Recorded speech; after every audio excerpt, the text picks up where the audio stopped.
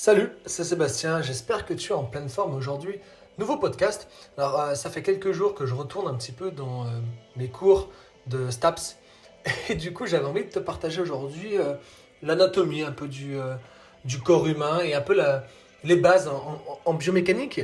Alors, je vais pas tarder, je vais démarrer tout de suite en parlant du corps humain.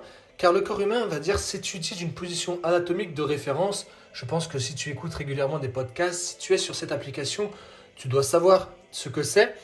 Et en fait, le sujet se tient debout, de base, avec les jambes tendues, les pieds parallèles, la tête droite, les bras tendus le long du corps, avec les paumes de main tournées vers l'avant. Donc ça, c'est vraiment les bases en anatomie. Et en fait, c'est à partir de cette position que sont définies dans l'espace les différentes positions et directions. Par rapport à cette position, on définit trois plans, et derrière, on va définir aussi trois axes. Donc d'abord, il y a un plan frontal, qui divise en fait le sujet d'une partie antérieure, donc on va dire une partie faciale, à une partie postérieure, ou on peut l'appeler aussi dorsale. Ensuite, il y a un deuxième plan, c'est le plan sagittal, qui divise le sujet d'une partie droite et une partie gauche. C'est-à-dire c'est un plan un peu médian qui sépare le sujet en deux moitiés égales. Et le plan numéro 3, c'est le plan transversal. Il va diviser le sujet en une partie supérieure, on va l'appeler proximale, et une partie inférieure, par exemple distale. Et derrière ça, il y a trois axes. Alors, les trois axes sont vertical, sagittal et transversal. Vertical, c'est situé à l'intersection du plan frontal et sagittal. Ensuite, on a l'axe aussi sagittal, qui est à l'intersection du plan sagittal et transversal, celui-ci. Et l'axe transversal, qui est à l'intersection du plan frontal et transversal. Alors, peut-être que c'est un peu complexe si tu n'es pas du tout dans ce domaine-là, mais aujourd'hui, je voulais vraiment te préciser un petit peu tout ça et faire un lien direct avec la biomécanique du corps. Entre nous, on est d'accord, la biomécanique, c'est pas vraiment une science à proprement parler, mais en fait, c'est une approche scientifique qui est vraiment récente et qui va permettre d'utiliser les apports de d'autres sciences, par exemple biologiques et fondamentales, afin d'étudier vraiment l'être humain avec l'œil d'un ingénieur. Donc, elle explore différentes propriétés mécaniques des êtres vivants et analyse, les principales mécaniques sous-jacentes par rapport à ça. Donc, bio, c'est tout ce qui va être anatomie descriptive, fonctionnelle, physiologie, biologie. Et du côté mécanique, c'est tout ce qui est un peu maths physique, géométrie, cinématique, et puis aussi dynamique. Alors concrètement, à quoi sert et quels sont les objectifs de la biomécanique? En fait, la bioméca, ça traite des principes de construction du corps humain et des relations entre les structures et les fonctions du corps. En fait, leur complexité exige des approches analytiques, spécifiques et complexes pour décrire, analyser, modéliser vraiment tout ce système biomécanique. Alors l'adoption des structures biologiques aux exigences fonctionnelles se heurte vraiment à une contrainte qui est un peu particulière, qui est la fluctuation, des différentes propriétés physiques du corps dans le temps. En fait, les principaux objectifs de la bioméca sont axés sur les applications pratiques que nous pouvons définir sur trois orientations. Et vraiment, c'est ce que j'ai retrouvé au sein de mes cours de STAPS, c'est qu'il y avait trois orientations principales. La première, c'était comprendre les lois de la mécanique, formuler surtout les principes bioméca sous-jacents au mouvement humain.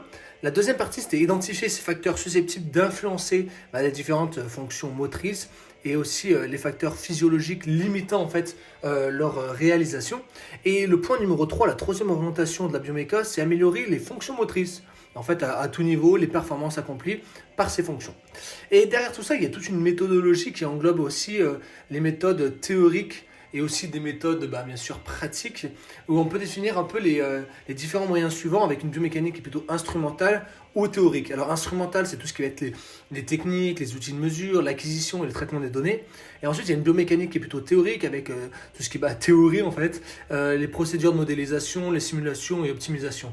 Alors c'est un peu complexe, mais dans cette biomécanique théorique, il y a aussi deux modèles. Il y a un modèle qui est statistique et plutôt un modèle vraiment théorique basé sur les connaissances théoriques. Mais je ne vais pas rentrer dans ces détails. Je vais plutôt te donner un peu le domaine d'application de la biomécanique. Alors elles sont vraiment multiples et variées. Alors il y a quelques exemples. Par exemple, en médecine, la compréhension mécanique des systèmes physiologiques, c'est vraiment la conception d'orthèses et de prothèses. Par exemple, chez les médecins, ayant les mêmes caractéristiques que les éléments humains qu'elles remplacent. Ensuite, en ergonomie, on peut avoir une amélioration du rodement et puis une étude et optimisation des postes de travail. Mais aussi on peut faire l'adaptation de ceux-ci sur un grand nombre, par exemple les sièges de voiture. Vraiment, en ergonomie, ça va retrouver vraiment plus sur la posturologie un peu de la personne. Ensuite, on a aussi en robotique tout ce qui va être la reproduction du mouvement humain.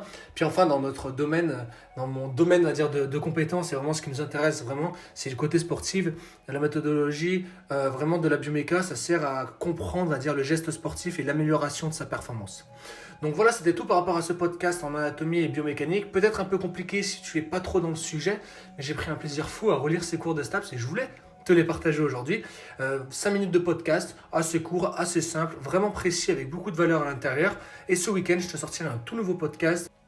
Du coup, je te disais un tout nouveau podcast, donc j'ai pas forcément l'habitude d'en parler. C'est quelque chose que j'étais même du mal à réaliser il y a quelques mois, quelques semaines de cela. On va parler un peu de proprioception. Et c'est vraiment quelque chose auquel je suis pas forcément à l'aise. Mais le fait d'en parler, le fait de relire ces cours, ça m'a permis de recomprendre un petit peu mieux le lien qu'il y a entre on va dire, la proprioception et la neuroscience. Vraiment le lien entre ton ressenti, ton toucher, tes muscles et vraiment ce qui fonctionne au niveau de ton cerveau. Donc je te souhaite en tout cas une très bonne soirée. Merci de ton écoute ou une bonne journée si tu écoutes ce podcast le matin. C'était Sébastien, Fit by Seb. À très bientôt pour un nouveau podcast.